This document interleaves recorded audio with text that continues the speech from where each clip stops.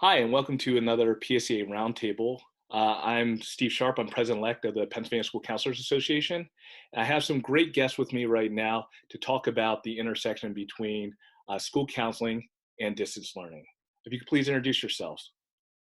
Hi, my name's Brianna Edwards, and I am a sixth grade counselor at PA Distance Learning Charter School.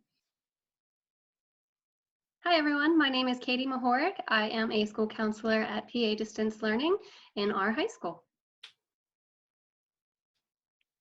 Hi everyone, I am Payne. I am a K-4 school counselor at PA Distance Charter School. Hey everyone, I'm Morgan Peters. I'm an 8th and 9th grade school counselor at PA Distance Learning. Middle school, what? So I really appreciate you guys taking time out of your schedule. I know that's been very demanding and taxing on all of us right now these past few weeks. Just getting started, just from your experience in the field, can you tell me a little bit as far as what you're noticing, some of your student experiences and some of your concerns? I guess kind of just to start off, I noticed like some of our experiences with the potential of everybody getting laid off or furloughed or whatever. A couple of my students have still been experiencing that, not knowing where food's going to come from. So trying to still help them in this distance environment has been making it difficult, especially since there's no like building for them to necessarily go to, like trying to figure out how to aid them while being hundreds of miles apart. Yeah. I think just dealing with that changing atmosphere at home. An 8th grader I was talking to this morning, she has a few siblings at home now with her that used to attend a brick and mortar school. So, just that change of environment, I have all these people in my house now and we're in each other's space and boundaries. And so it's been a difficult balance, I think, for, everyone, particularly our students right now. I think it's been really important to try and help them try and wade through all of the things that they're being exposed to, whether they are hearing conversations about everything that's going on or listening to the news, but alleviating some of those fears and really being there for them as well as they kind of process the pandemic and what to do while it's happening. I think even with the younger students, even though their environment as far as their how they're getting their learning hasn't specifically changed. Even just the fact that I've had several students just share that they're sad, they're frustrated, they can't go outside and play with their neighborhood friends. That's a big deal to them. So just kind of even helping them process that during these times is definitely something that's been coming up. That's really good. Now, have there been any other pieces that you've noticed as far as like from the students' experience or how they've been engaging with the learning process? I think there's definitely been a change just because I know with all schools in the state, the principals and the LEAs have had to make the decision of whether to do the enrichment program or to do the planned instruction. Our school in particular has decided K-8 it's going to be enrichment and 9 to 12 will be planned instruction. And I know with my sixth graders who are hard to motivate in the first place to do schoolwork or like questioning like, why am I doing this if I'm not getting graded? And why did we have this break off? Like, why aren't we everything being the same as it was? And it's just getting them to understand that like what's being said like in the legislation and all that stuff and trying to bring it down to an 11 or 12-year-old understanding. So I know with my kids, they're very aware of things that are going on. They just don't really grasp like the big picture of it. So it's been pretty difficult getting them to stay motivated and keep up with everything and understand what's happening. Yeah, there's definitely a change in the routine. I feel like, especially those that are new to the cyber school environment, there's a time frame that it takes to kind of get adjusted to that routine to begin with. So when this came up and kind of helping them to establish a new routine, that definitely poses as a challenge as well, because some of them just kind of got to the point of, okay, we got things in order, we understand what we have to do, what our expectations are, and now that challenge of kind of relearning what that new routine is and working through that is definitely a challenge as well. As I just Brianna think mentioned, in our high school, we are allowing them to work on the continuity of education plan, so they are still able to get in their classes and do their work and be able to earn credits for their courses. That was a major concern for them. What does this mean for me? Am I going to be able to move on to the next grade level? Will I be able to graduate? Things like that. So I think that this has sort of given them some sense of normalcy. While it looks different than it may have, 2 months ago, it gives them some purpose and something to work on. And I think that they find that comforting in this difficult time. And I just think that with everything constantly changing on the news and just, a day-to-day with, what's going to happen and, with PDE and everything, it's difficult for a lot of the, students to understand that, like, oh, when can we go back to, our regular schedule and things like that. So, it's just hard because it's up in the air for us too. So, that's been difficult for the students. Absolutely. No, speaking to you, I'm now a pretty experienced distance counselor. I've been at it for about 3 whole weeks now. 4. Good job. Thanks. It's been a big month. Can you talk to me a little bit as far as your journeys to getting to distance learning, what that process was like for you, and the biggest takeaways that you could share about that? I'll go first. So I graduated from Cal U in 2015, which is over on the western side of the state. And I actually had to move to Parkersburg, West Virginia in order to get a job because it's very saturated over here with education majors and stuff like that. So I spent 3 years in a middle school, the lone counselor of 660 plus kids. And it was poor, drug-ridden area. So just having to come from that and then moving into a cyber environment, which I thought, I know the kids in southwestern Pennsylvania because I've done internships here. But then I didn't realize the majority of my students are from the Philadelphia, Harrisburg area.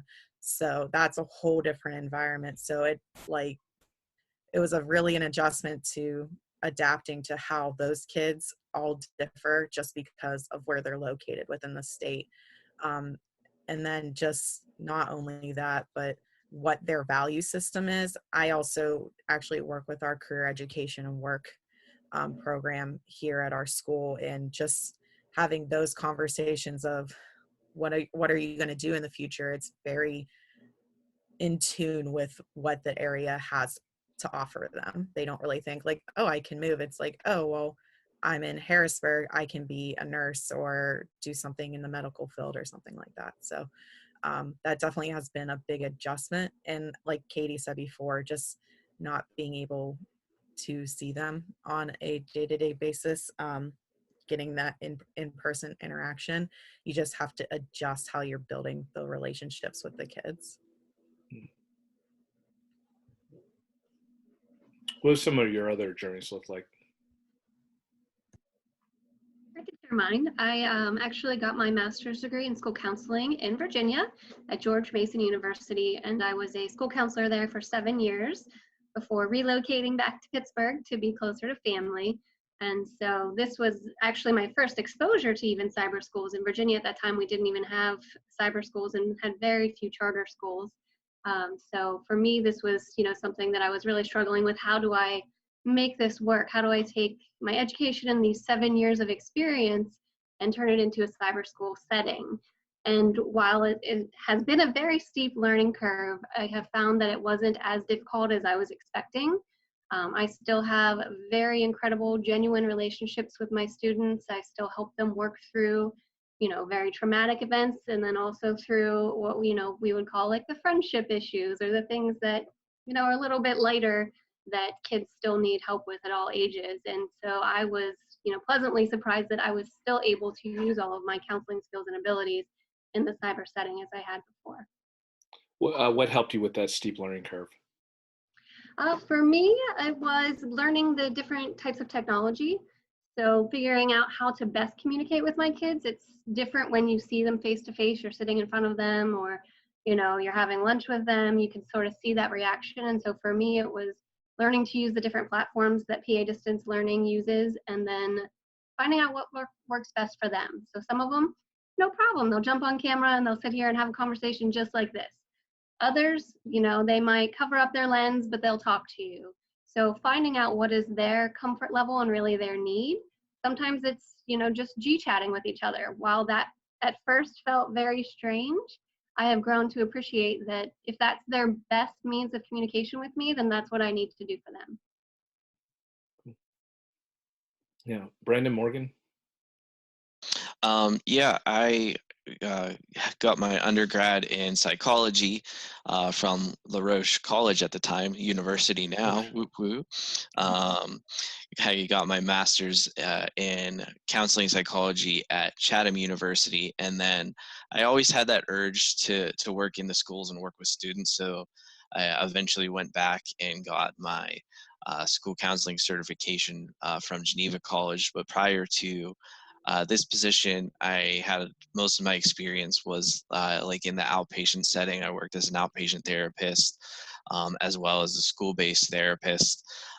So through those positions and working through to get my certification, I came across PA Distance here, and again was my first experience in the cyber setting, which was a little scary at times, but I have always kind of seen myself as being somewhat tech savvy, so I was pretty comfortable with the how the things ran. Maybe not as familiar with their processes and their programs, so definitely leaned on the support of those that have been there for in the years past. Katie was definitely one of those that was very helpful in that process, in that transition. So again, just utilizing those that had been there and just being able to reach out to them for support, as well as those that I grew to know in the field, was definitely great to have. So I got my undergraduate degree from IUP, and it was in sociology. After that, I went to Cal U, got my master's in school counseling, K to 12. And my experience was a little bit different. So during grad school, I was a therapeutic staff support. And then once I got my master's, I started doing mobile therapy, and I was a behavior specialist for about a year. And then I landed a job at a brick and mortar at Peters Township School District, and I was a paraprofessional there for a year. So the year right after that, I actually got this position at PA Distance, and I've been there ever since. So this is actually my first school counseling experience, which is a little unique because I was sort of, a different role when I was in Peters Township as just, behavior support and emotional support there, but mostly working with students on academics. But this is my first counseling role, so a little bit unique, and that this is where I ended up. So I hear a few different themes coming out that it seems like like there's, as with our jobs in general, but there's a learning curve involved, and really the support of colleagues. I think trying times to experiment with new technologies are some pieces of it, and then refocusing on those relationships with the students. Or it seems like those are powerful lessons that we can all hear right now. So with that being said, what, like, for counselors like myself that are starting to just wade deeper into the waters of distance learning right now, what would be some either suggested strategies or practices, or even some tech tools that you might suggest that might help to build our connections with students or help to serve our schools better? Our school uses Google apps, so we use Gmail, Google Hangouts, which is now called Google Meet, and that's one of my favorite tools because it looks very similar to a Zoom meeting. We get to see the student, on the other end of the computer, but like Katie said, they could choose to put their camera on or their microphone or both, and just have a conversation with you through the computer. So that's my favorite tool. You can also screen share with that tool. You can type a message to them. They can type a message directly back to you. So that's one of my favorite tools. We also use GChat, which is an extension of, Google Meets. So it's, a direct way to just instantly message with the student through the computer. So we have a lot of success with that, particularly with middle school and high school kids, I think. Google Voice is definitely another one that we utilize a lot. I know at different times it's free, it's not free to educators. So luckily some of us at one point or time were kind of grandfathered into that particular program as far as communicating to our families via text, because a lot of them prefer to communicate via text message rather than email or phone call. So just a quick way to check in with families, that is good. Another one that we have utilized as well that actually is free is Talking Points. We can use that with our families that are Spanish speaking, and it translates from English on our end and translates it to Spanish in their end, and they are able to type back in Spanish, and it translates to English for us, which is a great resource. But it also, bueno. Yes, muy bueno. But you can also utilize it for English to English as well. So for those families that aren't Spanish speaking, we are able to utilize that as a resource too. So if anybody that's looking into a similar program to Google Voice can look into Talking Points as well. It's very easy to set up too. I like easy. I'm actually a big fan. Yeah. For me, in my time with kids right now, since things are a little bit different, we have office hours where the kids are just allowed to drop in. They can talk with me or the other high school counselors about their concerns, or some of them are just using it as a nice distraction, as a time to like get together, hang out, almost always talk about food, pets, the essentials of what's happening around us right now. But I've also found a lot of online games very useful. Again, just provides a nice distraction, gives them a laugh, gives them something to think about, outside of everything that's going on. Just today, a couple of hours ago, we did a game of Kahoot, which I think a lot of schools are familiar with, but you can play that. I think it's called the Classic, so it's one-on-one where the kids can be on their own device and, they're all seeing your screen. And our kids just enjoy it. I mean, from ninth grade all the way to our seniors. I haven't come across anybody that hasn't had fun with it and really enjoyed sort of having that break in all of the seriousness and having some fun. Sounds great. Katie, Kahoot, yes. Brandon, Cards Against Humanity, no. Okay. I'll remember that. What are some other ways that you've been able to connect with students or facilitate other practices as far as a comprehensive school counseling in your jobs? I know for my kids, I utilize Nearpod, which is essentially a PowerPoint that kind of is very interactive. You can play a game throughout it. It allows you to do pre and post tests throughout it. Just gauge where the kids are at. I know with my sixth graders, if we're not doing something that's fully engaging, they're not paying attention. So it's very important for me to have something that's has their attention the whole time. But it does have features in it where they can collaborate. So whatever question I ask, they can put the answer up and everybody can see it in the classroom. So the last one I just did was on conflict resolution. So we talked about like what are different ways that you have resolved a conflict in a past, and they were all able to give their input, which for them is, as long as their voice is heard, they're happy for the most part. That has been, even now, has been something that I've been using a lot, and they actually have a lot of good pre-made lessons for like social emotional learning, which has been helpful for like mindfulness and getting that mindset correct, because right now they're struggling. You know, I have to tell you, I really appreciate that feedback. I think this could be something in these days and weeks ahead that I have used Nearpod in the past, but it's a really good encouragement for me to revisit it at this point. So I appreciate that. Thank you. Any other strategies, either for connecting with students or, again, facilitating your school counseling program? I like to use a lot of questionnaires via Google Forms Mm-hmm. and let them know that, their responses are confidential. It's just for, my information. I'll follow up with you, and I'll ask questions like that. Like, would you like me to contact you after you fill this out? And I have found that, typically in the beginning of your lesson, when you're trying to get that, dipstick of emotion and see where they're all at, that sometimes starting with a Google form where they can just take a couple of minutes, fill it out themselves, you get those responses back immediately, so you kind of know right away who seems like they might need a little bit more help over some others. You know, I, are there any other thoughts before I just move on to the next question?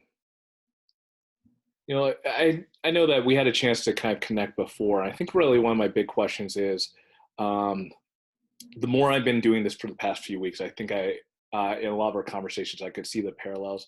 What are some things that you would like other school counselors to know as far as distance learning and school counseling that you've been able to develop from your experience working at cyber charter schools?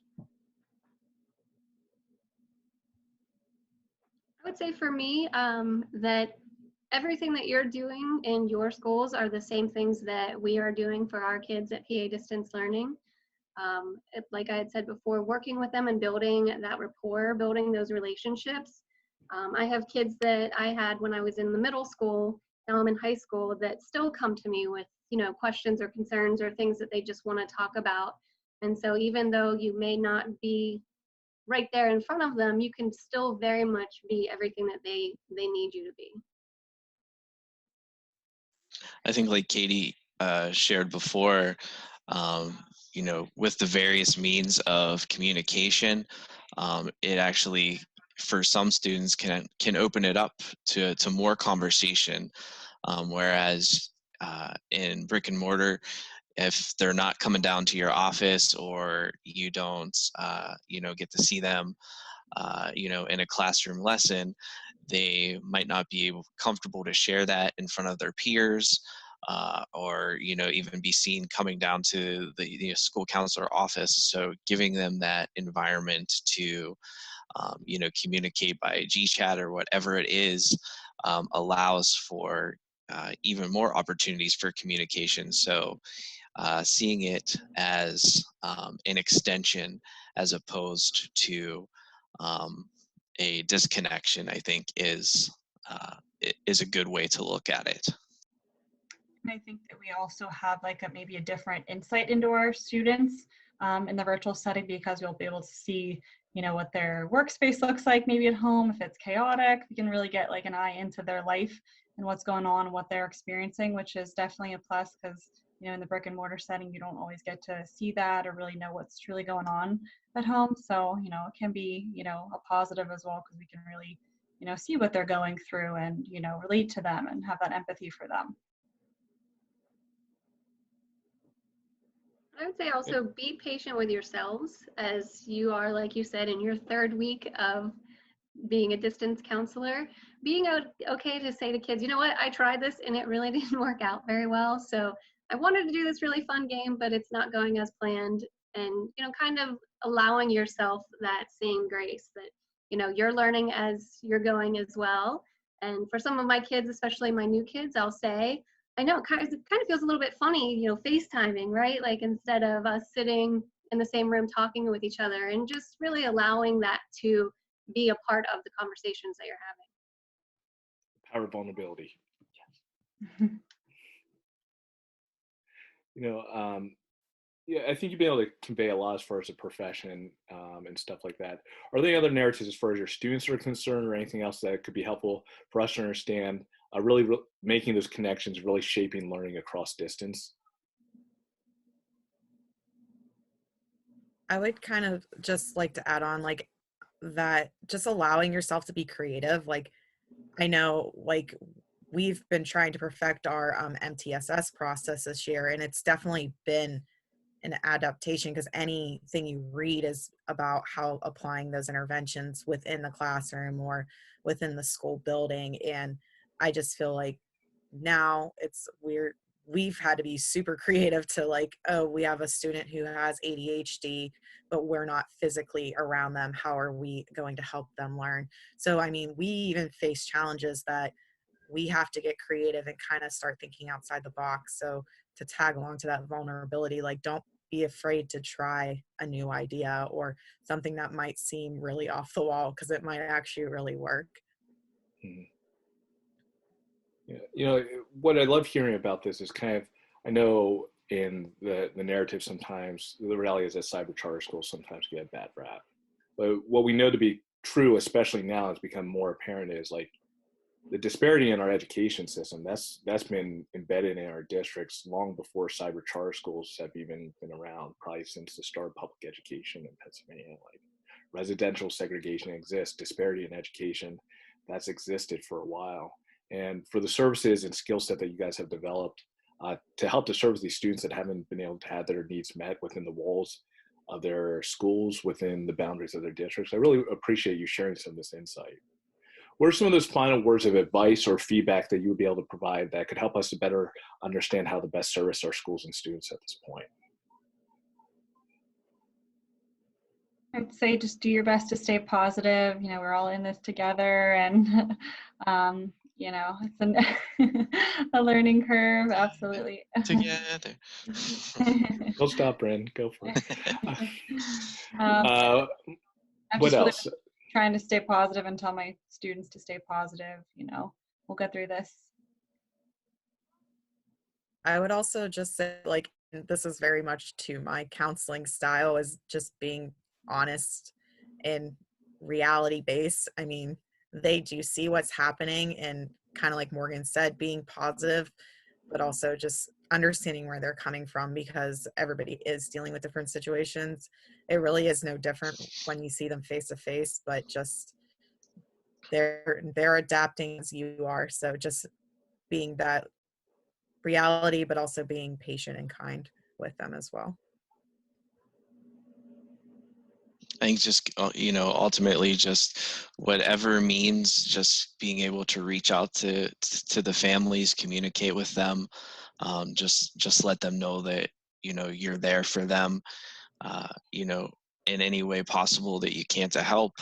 I just think that goes a long way of just letting them know that they're not in it alone, and they have supports to help them with their students throughout this process. And just going back to the High School Musical thing, all in this together. I also think that this is a really important time for us, like you said, to be vulnerable, to be our genuine true selves. So, I mean, we're all at home and we all know this. So if your child walks in the background or comes and pops their head in the screen, that's okay, because, you're at home. This is not something that you're necessarily used to. My cats, man, they have been the highlight of every meeting I think I've been in, except for this one so far. Perfect. My kids would tell you the names of my cats from my classes, because that's how often they've been kind of making appearances the last couple of weeks. And at first I was really worried. That felt like a distraction, or it was taking away from something, but it really wasn't. And in fact, it even builds on that relationship, because now they'll ask, hey, how is Sydney doing? And then I get to know a little bit more about, their lives and their pets and things that are happening. So it just continues to build on those relationships and, allow you to have some insight into their lives as well, since we are all at home. All right. Last question. What have you been doing for your own self-care? I've been trying to take a walk every evening, just around the block, take my puppy, around the corner, just to get outside, get some fresh air every day, get some kind of exercise. And that's just been really nice to get outside for at least once a day. But hopefully today, but I know it was raining earlier, but I think it's The, funny. the sun's trying to Yeah. peek out and shine upon my face here. I keep having to readjust everything. But yeah, definitely going for family walks, even if it's just opening the sliding door across to me here where I'm working, and just getting that fresh air. I think goes a long way. You know, FaceTiming or whatever with family members, just so we can stay in touch with them, and um, that's been super helpful as well. So just keeping those connections, even though we're not physically there, has been key. I would say for me, I've allowed myself to take a break from the news and a little bit more of social media, that pertains to things that might be a little bit more frightening to me, or, just kind of tend to bring me down. So I don't watch the news live anymore right now. I do use my app and I read the articles that I want to read. And then I always try to make sure that I'm ending with focusing on some of the kindness. We've all seen, the great things that people are doing to help each other out. So I try to make that sort of my final send off when I am checking in. My last article that I read, the last video that I watch is about something positive, something good that others are doing for everyone at this time. And I just have been very conscious of taking breaks throughout the day. I know in general, as school counselors, we struggle with that because when we get focused on something, we really just want to stay on that task as long as we can. But it really has been very helpful just to be like taking that solid 15 minutes and like doing what I need to do, just walking around, getting up from my desk, because I feel like I would go kind of stir crazy just staring at a computer screen all day. So just being mindful of where you're at and your surroundings and how long it's been since you've actually gone to go to the bathroom. I've been trying to revisit tree climbing at this point. Unfortunately for everyone, there have been no broken limbs in either regard. Most importantly, I really do want to thank everyone at this point. I really want to thank you for your experience, for your expertise, for all the strategies that you shared. It's really appreciated. I think it's going to serve our state a lot better with you sharing that. So thank you for the work that you do, not just for your students in schools, but for our profession. And most importantly, again, please continue to tune in. We're having plenty of these conversations. We're putting out 2 or 3 a week. I'm really excited about some other ones that are coming up. I'm Steve Sharp on behalf of the Pennsylvania School Counseling Association. Please stay safe, stay healthy, and stay connected.